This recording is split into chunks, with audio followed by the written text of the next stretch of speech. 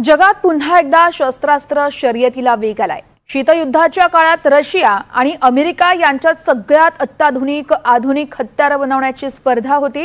ही आधुनिक हत्यारे अमेरिका आणि रशिया यांच्या मित्र राष्ट्रांना देत असत। आता अगदी तशीच स्थिती या ठिकाणी निर्माण झाली आहे आणि मागणी फक्त दोन गोष्टींनाच आहे, एक तर रडार चुकवू शकणारी विमानं आणि दुसरं म्हणजे ड्रोन। याच शर्यतीमध्ये आता ब्रिटनने अमेरिकन बनावटीची डझनभर F-35A हे फायटर जेट खरेदी करण्याचा निर्णय घेतलाय। पाहणार आहोत या संदर्भातला एक विशेष रिपोर्ट। गेल्या 3 वर्षात रशिया आणि युक्रेन यांच्यातील युद्धात नाटो हस्तक्षेप करण्याची शक्यता आता निर्माण झाली आहे। हेगमध्ये झालेल्या नाटोच्या संमेलनात ब्रिटनचे पंतप्रधान कीर स्टार्मर यांनी F-35A जातीची अत्याधुनिक फायटर जेट विकत घेऊन नाटोच्या ऑपरेशनसाठी देण्याची घोषणा केली आहे। 12 विमानं विकत घेऊन ती नाटोला देण्यात येणार आहेत। विमानाची चपलता म्हणजे मनूवरिंग जे म्हणतात, विमानाला डावीकडे न्यायचं उजवीकडे न्यायचं, जेव्हा डॉग फाईट मध्ये तुम्ही येता म्हणजे दुसऱ्या विमानाबरोबर तुमची समोरासमोर जेव्हा गाठभेट होते तेव्हा विविध प्रकारचे प्रक्रिया करून तुम्हाला त्याच्यापासून दूर राहायचं असतं की जेणेकरून तो तुमच्यावर हमला करणार नाही। तर त्याच्यासाठी एक विमानाची एक चपळता लागते, डावीकडे उजवीकडे वर खाली असं वळता आलं पाहिजे। तर ती जशी जशी बेटर होत जाते आणि ती बेटर कशी होणार, विमानाला ज्या कंट्रोल सरफेस म्हणजे एलेरॉन एलिव्हेटर्स किंवा जे कंट्रोल करतात ते रिस्पॉन्स त्याचा छान झाला म्हणजे मनूवरिंग त्याचं चांगलं वाटतं।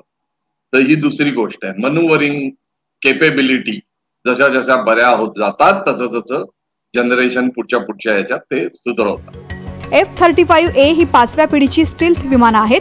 विमानातून अण्वस्त्र वाहून नेण्याची क्षमता आहे। एकदा इंधन भरल्यावर 2200 किलोमीटर प्रवास करणं शक्य आहे। ब्रिटनकडे आधीच F-35B ही विमानं आहेत।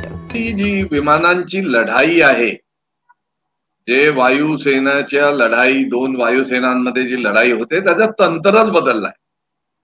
फिक्स विंग एअरक्राफ्टचा उपयोग कमी होत चाललाय आणि ड्रोन्स आणि मिसाईल त्यांचा उपयोग जास्त होतोय। त्यामुळे F-35 त्यांच्याकडे आल्यावर तितकासा खूप काही फरक पडेल अशातली गोष्ट नाही। ही विमानं घेतल्यावर ब्रिटनचा कसा फायदा होणार आहे हेही या निमित्तानं बघूयात। F-35 विमानं ताफ्यात सामील झाल्यावर ब्रिटनचा नाटोमधील दबदबा वाढणार आहे। ब्रिटन ड्युअल केपेबल एअरक्राफ्ट असणाऱ्या देशांच्या यादीत सामील होईल। विद्यमान परिस्थितीत अमेरिका, जर्मनी, इटली, बेल्जियम आणि नेदरलँडकडे ही क्षमता आहे। अण्वस्त्र वापरण्यासाठी नाटोचा एक खास गट आहे। अण्वस्त्र वापरायची असतील तर अमेरिका आणि ब्रिटनची परवानगी आवश्यक असते। याशिवाय ब्रिटन सध्या अण्वस्त्र हल्ला करण्यासाठी नौदलावर अवलंबून आहे। या खरेदीनंतर ब्रिटनच्या अर्थव्यवस्थेलाही फायदा होणार आहे। व्यवहार पूर्ण झाल्यावर ब्रिटनमध्ये 20,000 नोकऱ्या तयार होतील असा अंदाज आहे। अडॉप्ट केलेल्या विमानांना सुद्धा काही रडार पकडू शकतात। आताच तुम्ही नुकती विमानाची स्टोरी ऐकलीच असेल, I-35 ची। ते त्या बोटीवरून जात होतं पण त्याला फ्यूल कमी पडलं, वेदर खराब झालं, व्हॉट एव्हर, ते ट्रिव्हॅन्ड्रमला लँड झालं। तर सांगण्याची गोष्ट ही की ट्रिव्हॅन्ड्रमला लँड झाले तेव्हा त्याला रडारनी पिकअप केलं होतं। जागतिक पातळीवर मानवरहित विमानांचा जमाना येत असताना ब्रिटनने केलेली ही खरेदी अण्वस्त्र स्पर्धेला आणखीन खतपाणी घालणारी आहे। शिवाय रशियालाही एक प्रकारे आणखीन आव्हान देणारी आहे। Bureau report, NDTV Marathi.